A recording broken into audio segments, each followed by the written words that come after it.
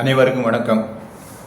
இந்த பதிவில் இந்த பகவான் குருவாகவும் சிஷ்யனாகவும் அவதரித்த ஒரு இடம், அது எது என்றால் பத்ரிநாத். இமயமலை சாரலில் உள்ள ஒரு திவ்ய தேசம் பத்ரிநாத். இங்கு என்ன சிறப்பு என்றால், பகவான் தானே குருவாகவும் தானே சிஷ்யனாகவும் அவதாரம் செய்து அந்த சிஷ்யனுக்கு திருமந்திரத்தை உபதேசித்த ஒரு ஸ்தலம் இந்த பத்ரிநாத் ஸ்தலம்.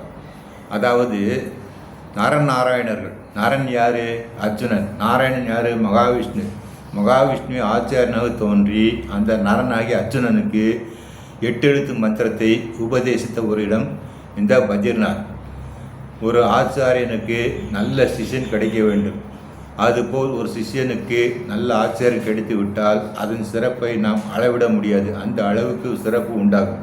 இந்த இரண்டுமே அமைந்த ஒரு ஸ்தலம் இந்த பத்ரிநாத் திவ்ய தேசம். இமயமலை சாரலில் மேலே கடல் மட்டத்தில் இருந்து 13,000 அடி உயரத்தில் உள்ள ஒரு ஸ்தலம்தான் இந்த பத்ரிநாத் திவ்ய தேசம்.